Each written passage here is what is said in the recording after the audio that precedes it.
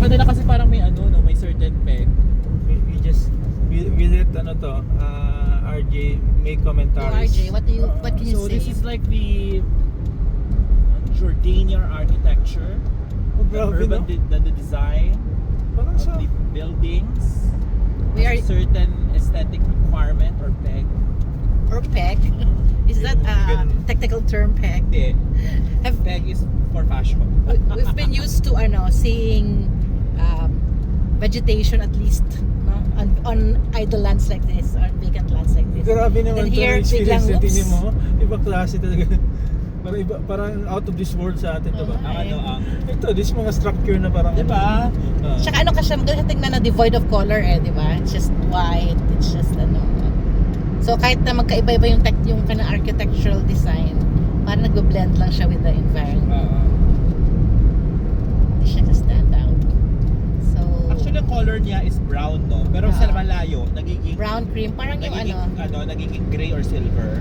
parang natural color ng ano siguro, ng kanilang in-extract na ano. So wala mo stand out. Pero kung magpapatayo ako ng bahay dito, kumulat Gawin ko mo. talaga ng red para mag-stand out ako. At baka may ano sila, baka there's a building standard, building requirement could be na that you cannot put color. building Kasi standard. So Lakip lang ng aman, no? I underestimate. Ito, aman to eh, no? so there are places na they really prohibit paint kasi paint is toxic. really? So there are some places that paint is not allowed. But I like it that they work with the natural landscape, no? Diba? It's placed in the hill. That's where used Working with the mountains. That's we're used to prohibiting structures above 18 degrees for dito. So Wala, this gives us a perspective that our mountains can actually be No! It's because they're mountains, you cannot put vegetation on it anyway. There's no biodiversity there, so okay lang. But in our mountains, there's diversity. yes, it also it Let us check on that if there's really diversity. because it also helps in the flooding. Ito wala namang flood so okay lang. Okay lang, they don't vegetate there. They don't have floods here. Well, alam mo sa Dubai, don't na flooding na.